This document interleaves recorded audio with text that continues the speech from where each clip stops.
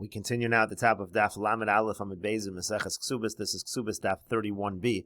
On the previous summit, the Gemara had brought a brisa, which makes a distinction between a situation where a person picks up a wallet on Shabbos, and so therefore he steals, but he also violates Shabbos by bringing it into another rishus, by transferring it from rishus hayachid to rishus harabim on Shabbos. And in that case, so the brisa says you're chayiv to pay. But in a case where you're dragging the wallet out, so there the violation of Shabbos and the acquisition of the wallet, the stealing of the wallet, there it happens at the same time. So if it happens at the same time, since there's a chiyuv misa for violating Shabbos, so therefore there's going to be a p'tur when it comes to the tashlum, and you're not going to have to pay. But the Gemara had said on the previous Amud that even in a situation where you pick it up, but let's say you have a situation where you pick it up, but then you stop, but you just stop to adjust something on the person's shoulder. He's not really stopping to rest or anything like that. So in that case, he's also going to be pater. That's what the Gemara says over here. Pater, as Rashi over here says, pater mitashlumin. He's pater from paying in that case as well, even though he lifted it up. And the reason is, as we said on the previous Amud, that the hagbah is the tzorech of the hotzah. It's needed to do the hagbah. You have to lift it up in order to take it out. If you would stop in order to, let's say, to rest or something like that, so then you would have stolen it immediately when you pick it up, and then there's a new akira, there's a new hagbah, so to speak, in terms of taking it out of the rishus. But if you just pick it up and go straight out, or even if you pick it up and you go straight out, but you pause a little to adjust it on the shoulder, you're going to be pater mitashlumin. He's going to be pater from paying. Because the chiyuv Shabbos really has begun from the original lifting it up. And at that very moment is when he acquired the wallet. In that case also, it's going to be considered that the chiyuv misa and the chiyuv tashlumin are at the same time, and therefore he's going to be pater. But that poses a problem, because if there's a situation of hagbah where you are able to be pater, so in that case, adetani hayu megarer v'yotze pater. Instead of saying in the brisa that if he drags it out, he's going to be pater, because again the acquisition and the violation of Shabbos happen at the same time. But you can have another distinction within the case of lifting it up. Niflog v'nisni b'dida. You might as well make a distinction within the case of hagbah itself. B'amed dvarim amurim b'omed lafush. When do we say that he is chayiv b'tashlum, and that's if he stops in order to take a break, in order to rest? So then the hagbah in terms of the kinyan is happening at a different time than the actual violation of Shabbos. Avalachase pater, but if he would just stop, let's say, to adjust it on the shoulder, so then he would actually be pater in such a situation, because it's all the hagbah and the taking out of the rishus is all part of one process, and so then again you'd pater. But why do you have to have a case of megar v'yotze? Just have a situation of omed l'chasef. And so the Gemara continues and answers, Elo hamani ben Azai. Rather, what do you have to say? You have to say that the brisa follows the opinion of ben Azai. Diyomer mahalech ka'omid dami, because ben Azai says that walking is the same thing as standing still. And Rashi over here explains, Elo lo sukmo kisha'amad. Rather, don't say the brisa is talking about a situation where he lifted up the kiss and then he paused for a moment and then he continued walking. Even if you say that the person does not pause, still we are not going to say that original lifting it up is taking place, so to speak, at the same time. The acquisition is the same time as the violation of Shabbos. Rather, the violation of Shabbos is considered to be only when he actually leaves the house, not from the original akira. And why is that true, Ben Azai? The reason is because the brisa follows the opinion of Ben Azai. The Amar b'perakama de Shabbos, because Ben Azai says in the first parak of Shabbos, Mahalech ka'omed dami, walking is the same thing as standing still, meaning to say, ve'akiras kol psiya, every single step a person takes, havi akira, that's considered its own akira. So we don't go by the original akira, the original uprooting of the person's position. Rather, every single step the person takes is considered an akira. V'hanochas haregel, hianoch, and every single time a person puts down his foot, that's going to be a hanocha. Hilkach, therefore, kanya mishas hagbah, the kinyan is going to be from the time of lifting up the kiss. The chiyuv misa b'psiya basaraisa ka'asile, but the actual chiyuv misa, in terms of the violation of Shabbos, that's only going to be with his last step. But the Gemara continues, according to that, avol zorek mai. So what are you going to say according to the brisa? Let's say the person would pick up the item and he would throw it. So what would be the halacha? Apparently the halacha would be pater, that he would not have to pay. As Rashi over here says, avol zorek mai higbio v'zarko. Let's say the person would lift up the kiss and he would throw the kiss. What would be the halacha? Pater mitashlumin. Apparently he'd be pater from paying. Da'asi lechiyav Shabbos al yedei chiyav hagbah. Because over there where you're not a mahalech, where you're not walking, so the chiyav Shabbos is considered to begin with the hagbah, with the lifting it up. Desulesa Akira Achrisi, because there's no other Akira in that case. It's not like a case of Mahalech where every single step is considered its own Akira.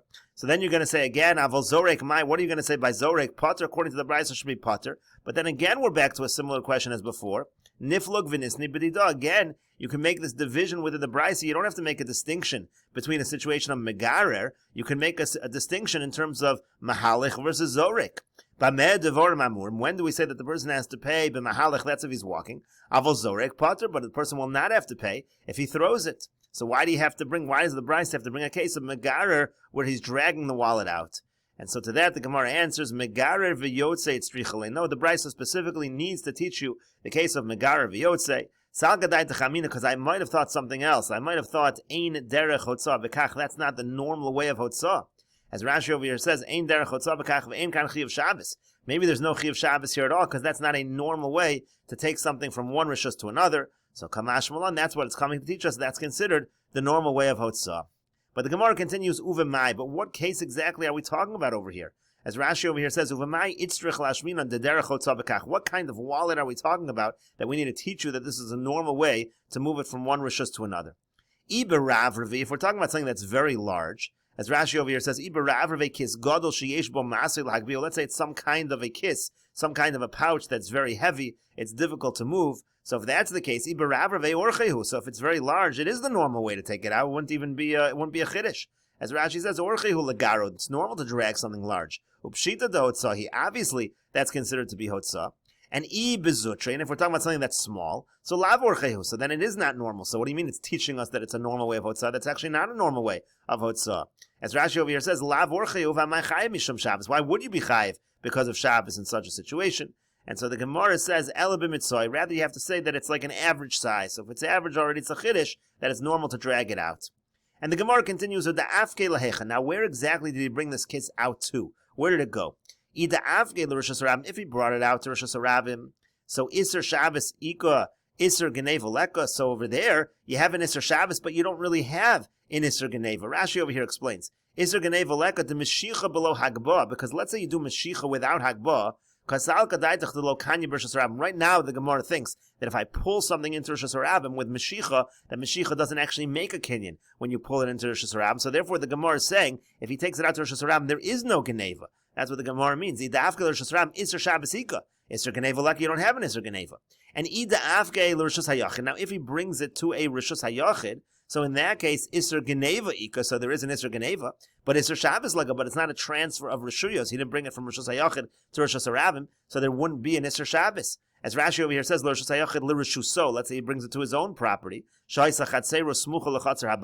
his chatzar was next to the chatzar of the owner of this particular kiss. So again, then you're going to have a situation of Geneva, but not a situation of an Isser Shabbos. And so the Gemara answers, Lo, no, tzricha, the case is needed as follows. The afke letzidei Rishus Harabim. He brought it out to the sides of the Rishus Harabim. It's not the actual Rishus Harabim proper, but it is the sides of the Rishus Harabim. Rashi over here says, Sidei Rishus Harabim samach lebatim, meaning near the houses. Shenosin lahalon min habatim avonim. They used to put some stones there right beyond the houses. Umechsholin, there were certain stumbling blocks. Laharchik chiko chagolos. The point was you wanted to keep away the wagons from the houses. Umeosan chifufe v'lefnim.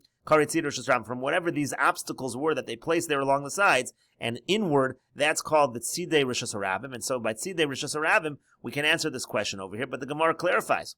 Uchaman, but one second, who are we following in terms of Tzidei Rishus Harabim? Ika Rabbi Eliezer, if we're following the opinion of Rabbi Eliezer, the Omar who says Tzidei Rishus Harabim, Rishus Harabim Damu, that Tzidei Rishus Harabim are the same things as Rishus Harabim. So then you're back to our question from before. Isser Shabbos, Ika, you do have a violation of Shabbos. He carried it from Rishus Hayachid to Rishus Harabim, but Isser Geneva Leka. But again, if it's identical to Rishus Harabim, Meshicha is not Kohen in Rishus Harabim. You won't have an Isser Geneva. And Ika Rabbanan, and if we're going to say that we're following the Rabbanan, the Amri, and they say Tzidei Rishus Harabim Lav Rishus Harabim Damu, they say that Tzidei Rishus Harabim is not considered Rishus Harabim. So in that case also we have a problem. Isser Geneva Ika, you do have a situation of Isser Geneva because the Mashiach is going to be Kohen, but Isser Shabbos, lucky you don't have a violation of Shabbos if you didn't actually bring it into Rishus Harabim. And so to that the Gemara answers, Le'olam Rabbi Eliezer, really we'll say that we are following the opinion of Rabbi Eliezer that Tzidei Rishus Harabim is Rishus Harabim. V'chiyama Rabbi Eliezer Tzidei Rishus Harabim Rishus Harabim Damu. And when did Rabbi Eliezer say that Sidei Rishus Rabim is considered Rishus Rabim, Hani Mili Le'inyan Chiyuva de Shabbos. That refers to the fact that you're chayiv in terms of violating Shabbos. The Zimnin, the Da'achki, Rabbim, Va'ili L'Hasam, because sometimes the Rabbim do. Sometimes there's a lot of people in Rishus Rabim and they press it away and they go into the Tzidei Rishus Rabim, so it's considered to be a Rishus Rabim in terms of the violation of Shabbos. Avole'inyan Mikna Kani. But in terms of acquisitions, the person does make the acquisition. It's not considered a Rishus Rabim in that regard. It's considered in that regard an area where Mashiach is in fact Kona. My time, what's the reason? Because it's not a place where the Rabbim, where the public, they don't frequent that particular area. And Rashi over here says, Plugsad Rabbi Eliezer v'Rabbanan be'eruvin be'perakal gagos. First of all, this machlokis regarding Tzidei Rishus Rabim is an eruvin. Again, this is an area where the Rabbim do not frequent. It's similar to an area called a simta, which is also an area where Mashiach is a kinyan. And the Gemara continues, Rav Ashi says, the case where he drags it out into the Rishus Rabim is where he takes his other hand and he puts it within 3 tefachim of the ground and he receives the item in his other hand. And Kidirav, and it follows the opinion of Rava. The Amar Rava, because Rava says, Yado shel Adam chashuva lo ke'arba'al arba. The hand of a person is considered like an area of 4 tefachim by 4 tefachim, and it's able to create an acquisition. And Rashi over here explains, Rav Ashi Amar Megar v'yotze. Rav Ashi says, in the case where you're dragging it out, and we had a question, to Kamar Potter, where he says over there again, you're Potter, to Kamar Potter, Liolam Rishus Rabim. Really, it is a situation of Rishus Rabim. When the Kashalachis or Geneva Leka, now the question was, what do you mean Potter? You don't even have Geneva over there, because if you're bringing it into Rishus Rabim, Mashiach is not Kona in Rishus Rabim. That was the question before. And so Rav Ashi is answering, Kagon Shatziref Yadu. The case is again, his other hand, Yadu Hashniya. His second hand is Lepachos Mishlosha Samach Lekarka. It's within 3 tefachim of the ground. Uviyadu Achas Gira. With his other hand, he drags this kiss out. V'nafla Lasoch Chavert, and he causes it to fall into, to receive into the second hand. V'yadu Kanyale. So your question was that Mashiach is not Konan Rishus Rabim. It's not a problem, because actually it's not a kinyan through Mashiach. It's a kinyan through his hand, through his yad. Kid Rav, it follows what Rava says. The Amar Rava says, Yadu Shaladim Chashuv Alinyan Hanochas Shabbos Kemokom Arba al Arba. When it comes to the hand of a person, that's considered, in terms of Hilchas Shabbos, it's considered like an area of 4 by 4 tvachim. V'chihechi delinyan Shabbos. Now, just like in terms of the halachas of Shabbos, Choshev Mokom, it's considered a significant place. Linyan Miknanami, Choshev Mokom Lemikni. Also for Kinyanim, it's considered an acquisition. So therefore, again, you have this violation of Shabbos, and you also have this acquisition. Ki'ilu higibiya l'malam mishlosha. It's as if he actually lifted it up above 3 tvachim. Umiu b'rishus hayachid lo agba. Now Rashi over here says, nevertheless, in Rishus hayachid he didn't actually lift it up to tiknei le mekame de lesichi of Shabbos aleh, because if he had lifted it up in the Rishus hayachid already, the kinyan would have happened before the violation of Shabbos. So therefore, the kinyan only happens when it goes into a second hand at the exact same moment that there's a violation of Shabbos. And that's why the Gemara says that again he puts his hand there in order to catch it. We have to make sure that there's no hagabah while it's in the Rishus hayachid. It has to be a case of dragging, as we said. And the Gemara continues, Ravasi learns the whole sugya the same way that we just taught above. However, Ravina says a little different. He says as follows, Liolam da'afke l'Rishus Rabim. Really the case where he's dragging out the kiss, he does drag it into Rishus Rabim. And the question is, isn't Mashiach not Kona in Rishus Rabim? And the answer to that is, Rishus Rabim nami Kona. In Rishus Rabim, Mashiach actually is Kona, according to Ravina. And Rashi over here says, Ravachi masni hachi, means to say Ravacha learns Keda'aman, like we said earlier. The Mashiach b'Rishus Rabim lo Kona. He learns that Mashiach is not Kona in Rishus Rabim. That's why he has to give this answer where he takes his second hand and he makes the kinyan with his second hand. But again, that's only according to Ravacha. But according to Ravina, Mashiach actually is Kona in Rishus Rabim. And the Gemara continues, V'tarvayu b'diyuko doha masnisin kamiflagi. Both of them are arguing, in terms of whether Mashiach is Kona Rishus Rabim, they're arguing what inference to draw from the following Mishnah. The Tanan, because we learned in a Mishnah, Hayamoshcho v'yotze, let's say he's dragging it out, we're talking here of an animal, and he's dragging it out, and he's going out, umeis, and then it dies, so b'rishus habaylim potter, if it dies, b'rishus habaylim, in the property of the original owner, so then he's potter. But if he lifts it up, Or let's say he takes it out of the rishus of the bailim and then it dies. So then he's chayiv for the animal. Rashi over here says, the case over here is a person is stealing an animal. This is in Perak Meruba and Baba Kama. And then the shore dies. So birishas habaylim pater. If it dies while it's still in the property of the original owner, so pater aganim milashalim klum. The ganav doesn't have to pay anything. The lokani, he never acquired it. L'schayv owns it, so he's not chayiv in whatever accident happens. But he could be afila birishas habaylim. But if he lifts it up, even if he's in the rishas of the baylim, then already he makes this acquisition, this kinyan in terms of a geneva. So again, in those situations where he makes a kinyan, so then we're going to say that he is going to be chayiv for this geneva.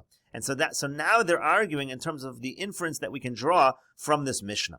Ravina daik me reisha. Ravina draws an inference from the reisha of the Mishnah. And Rav Acha daik me sefer. Rav Acha draws an inference from the end of the Mishnah as follows. Ravina daik me reisha. Ravina makes the inference from the beginning. Hayamoshcha v'yotzi. It says he's pulling it out and he's bringing it out. V'meiz b'rishas bailim, and it dies in the rishas of the bailim. So pater, so then he's pater. So what do we understand from here? Time of demeis b'rishas bailim. The only reason he's pater is because it died while it was still in the property of the original owner. Hahotzio merishas bailim. But if he took it out from the rishas of the bailim, v'meiz, and then it died. So chayiv, then apparently he'd be chayiv. Then there would be an acquisition. And so therefore that's exactly the inference over here Ravina's making. Ravina's understanding, if he pulls it out of the rishas habaylim into the rishas harabim, apparently Mashiach is kona in rishas harabim. And Rav Acha daik miseifa, but Rav Acha, he makes the inference from the end of the Mishnah. What does it say? It says higbiu, if he lifts it up in the rishas of the bailim, o shahotzio, or it says, or he takes it out. The language again was hotzio merishas bailim is chayev. And so Rav Acha understands hotzah dumya de hagba. The hotzah we're talking about is similar to the hagba. Ma hagba de asilu rishuse. Just like by the case of the hagba lifting it up, he's bringing it into his own rishus. So too by the hotzah, we're really talking about a situation where he brought it into his rishus, meaning it's not a case where he's bringing it into the rishus harabim, according to Rav Acha. Rather, it's a situation where he's bringing it into his own property. And so the Gemara continues, L'Rav Acha kasha reisha. Now, according to Rav Acha, the beginning of this Mishnah is difficult, and L'Ravina kasha seif. And according to Ravina, the end of this Mishnah is difficult. How do they each explain the part of the Mishnah that doesn't seem to fit with their position? And so the Gemara answers, Reisha Rav Acha lo kasha. And the Reish of the Mishnah, according to Rav Acha, is not difficult. Again, Rav Acha is the one that says that Mashiach is not konin rishus harabim. Why is it not difficult? Because kamadalo asi l'rishuse rishus bailim karina bay. As long as it hasn't actually entered his rishus, it still is called the rishus of the bailim. And so therefore, even in rishus harabim, for example, it hasn't gotten to his rishus. That's still called the rishus harabim. Mashiach is not kona in rishus harabim. And again, the Reish is not going to be difficult according to Rav Acha. And Seifel Ravina lo kasha. The Seif according to Ravina is not difficult. Again, Ravina is the one that says Mashiach is kona in rishus harabim. But he says, don't understand the Seifel like that. Hotzah, dum yod hagba, lo amrina. There's no need to say that the Hotzah is similar to the Hagba. It could very well be that the Hotzah, even if he does the Hotzah into rishus harabim, the Mashiach into rishus harabim, it's going to create a kinyan. And the Gemara continues at the Tudah, Tzabal achoso v'al achosav v'chulu. Again, the Mishnah said, let's say a person talking about ones, talking about a situation of rape, so either with his sister or with the sister of his father, etc. All of these cases, the Mishnah said, he has to pay the standard fine that is paid in the case of onus. And so the Gemara says, Raminu, we have the following contradiction. We say in Mesechet Makos, Elohein halokin, the following people get malchus. Now Rashi over here says, Elohein halokin im hisru behen, meaning if you warn them in the following relationships, they get malchus. Habal achoso, the person has relations with his sister. V'al achosav, or the sister of his father. V'al achosim, or the sister of his mother. V'al achos ishto, or the sister of his wife. V'al eshes achiv, or let's say the wife of his brother. V'al eshes achi aviv, or let's say the wife of the brother of his father. V'al hanida, or let's say with a nida. All of these cases, a person can get malchus. Now Rashi over here says, going on the next Amud, but Rashi says, V'kai malon, dein loka mashalim. There's a general rule, if you get malchus, you don't also pay. The nafkulon l'kamon, we learned that later on, michidei rishaso, from the pasuk which says, kidei rishaso, mishum risha achas atam mechayvo, v'yatam mechayvo mishum shtei rishayos. You only make him chayav for one crime, not for two crimes, so if he gets malchus, he doesn't also pay, and so that's a problem with the Mishnah, which seems to say that he pays, and we'll continue with this discussion in the next video on Daf Lamed Beis Amud Aleph.